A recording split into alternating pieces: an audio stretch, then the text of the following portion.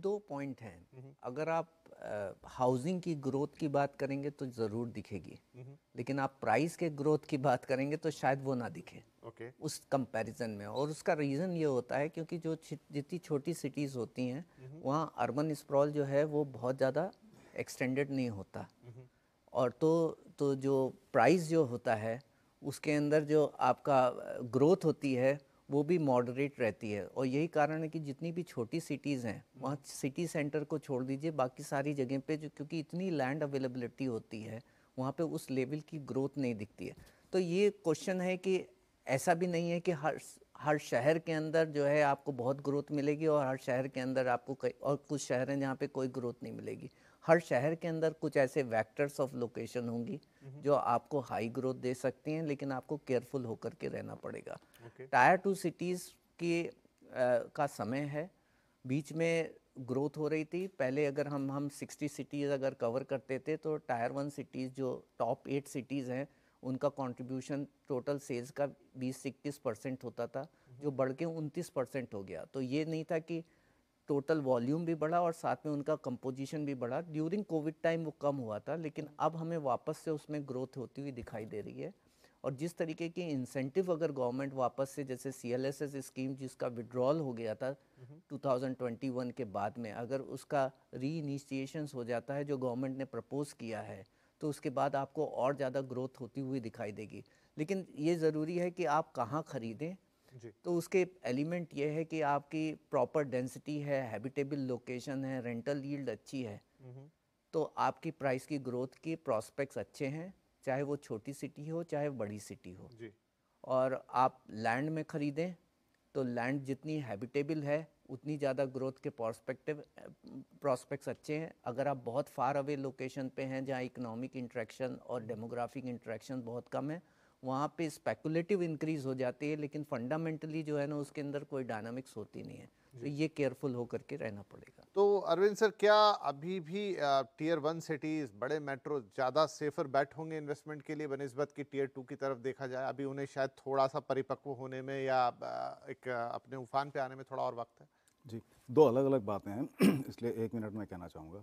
सबसे पहले ये, अगर आप प्योरली एज़ इन्वेस्टर पैसा लगा रहे हैं, तो आप एक रीज़नेबल टाइम फ्रेम के हिसाब से लगाते हैं। उस लिहाज से आज भी टियर 1 सिटीज़ या टियर 1 सिटीज़ के जो आसपास के आउटस्कर्ट्स के लोकेशन है, वो मेरे ख्याल से एक बेटर चॉइस होगी, अगर आपके बजट में और आपके मन मुताबिक प्रॉपर्टी मिल जाए। और उसकी बेसिक वजह ये है कि इनमें ग्रोथ थोड़ी सी ज़्यादा क्लियर है और निश्चित है। टियर 2 सिटीज़ में पंकज भी कह रहे थे कि वो फिर आपको ऑप्शंस तो बहुत सारे, चुनिंदा, हाँ। हाँ, और आपको बहुत छांट के शायद निकालना पड़े और आपको इंतज़ार भी करना पड़ेगा। एज एन इन्वेस्टर शायद आपके लिए बहुत मुनासिब नहीं होगा। पहली बात तो ये। दूसरी बात ये है कि देखिए, पिछले कुछ वर्षों में, और ख़ासकर बार बार हम कोविड पे लौट के ज़रूर जाते हैं क्योंकि वहाँ से एक बहुत बड़ा डिपार्चर आया है। इसमें क्या हुआ है कि इकोनॉमी के जो बड़े प्लेयर्स हैं, जैसे IT कंपनीज़ हैं, IT एनेबल्ड कंपनीज़ हैं, इन्होंने काफ़ी हद तक इस बात को एक्सेप्ट कर लिया है कि वर्कफोर्स जो है वो टियर 2 सिटीज़ में रह के काम करेगी, और ज़रूरी नहीं कि हर कोई बैंगलोर आ जाए, हर कोई हैदराबाद आ जाए। उन्होंने काफ़ी कुछ अपनी तरफ से, अपना इंफ्रास्ट्रक्चर, अपनी फैसिलिटीज़ प्रोवाइड करनी शुरू कर दी हैं। जो नई जनरेशन ऑफ वर्कफोर्स में आ रही है उसके लिए ये बड़ा आसान सा चॉइस है कि वो अपनी सिटी में रहे, वहीं पर अगर वो इन्वेस्ट कर सके कुछ समय बाद, अगर अच्छे ऑप्शन मिलें। और हमने अभी कुछ स्टडीज़ की थी, इस चीज़ का फ़ायदा उठाना शुरू कर दिया है कुछ जो फॉरवर्ड लुकिंग डेवलपर्स हैं, न सिर्फ डेवलपर्स बल्कि म्यूनिसिपल कॉरपोरेशंस भी। उन्होंने इस बात पर विचार करना शुरू कर दिया है कि जो नई वर्कफोर्स आ रही है, अगर हम इसको, एम्प्लॉयमेंट तो यहाँ मिल ही रही है, बड़ी कंपनियां एम्प्लॉयमेंट वहीं दे रही हैं उसी शहर में, चाहे वो तिरुपति हो, चाहे भुवनेश्वर हो, चाहे कहीं भी। अब अगर वो वहाँ पर इंफ्रास्ट्रक्चर लगाएं, अगर वहाँ पर वो सोशल फैसिलिटीज़ लगाएं और साथ में अच्छे रियल एस्टेट चॉइसेस दें, तो लोग वहाँ इन्वेस्ट करना चाहेंगे। तो ये आज शायद दिखाई नहीं पड़ रहा है, लेकिन आने वाले कुछ समय में ये दिखाई पड़ना शुरू हो जाएगा। इसलिए मैंने कहा ये दोनों बातें नहीं, अलग आपकी बात शायद काफ़ी हद तक सही है, क्योंकि मेरे पर्सनल एक्सपीरियंस में मैं कुछ ऐसे लोगों को जानता हूं जिन्होंने बड़े शहर, चाहे दिल्ली या बॉम्बे, वही कोविड के आसपास वो मूव किया, उनके कंपनी ने उन्हें वर्क फ्रॉम होम की फैसिलिटी दी और अब वहाँ शायद उन्हें वही जॉब मिल गया या वो कर रहे हैं। और सबसे पहला काम जो उन लोगों ने जाके किया अपने घरों में, वो घर खरीदे।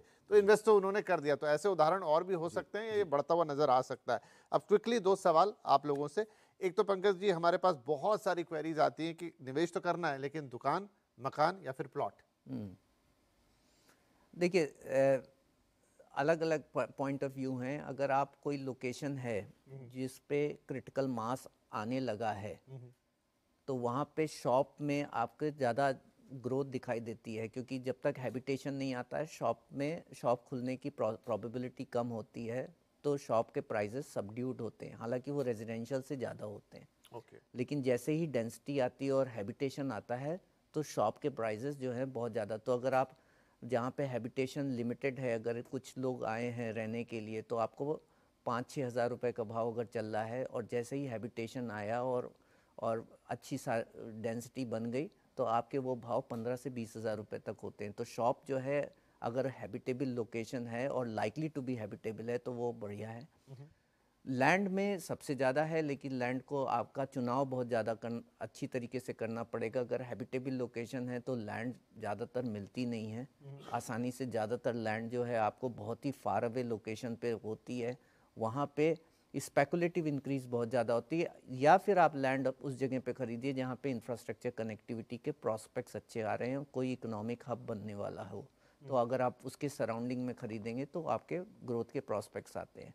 रेजिडेंशियल जो है वो सबसे अच्छा सेफ बेट होता है।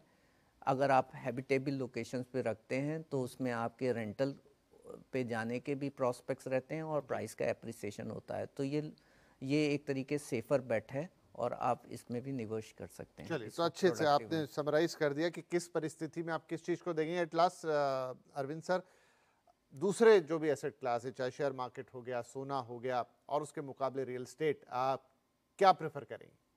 देखिए, इसका आंसर मैं इस तरह से दे सकता हूँ। मान लीजिए आपने मुझे 1 करोड़ रुपए दे दिए कि इन्वेस्ट करो और उसमें कुछ करके दिखाओ।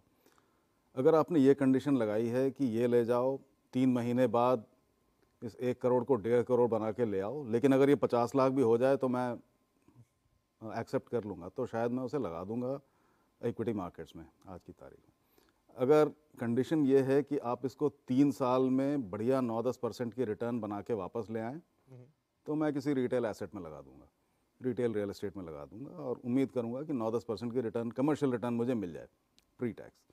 अगर ये कंडीशन है कि 27-28-20% के आसपास की रिटर्न लेके आओ, लेकिन समय तुम्हें देता हूँ लंबा, तो शायद मैं एक छोटा सा ज़मीन का टुकड़ा खरीदूंगा, उस पर कुछ कंस्ट्रक्ट करूंगा और फिर उसको बेच के वो पैसे वापस कमाऊंगा 20-25% की IRR पे। और अगर कंडीशन ये है कि 15-16 साल तुम्हें दिए, आराम से रिटर्न आए, लेकिन 15-16 साल बाद जब बेचो तो ये 1 करोड़ जो है वो 2-2.5-3 करोड़ बन के निकले, तो मैं जाके एक रेजिडेंशियल रियल एस्टेट खरीद लूँगा।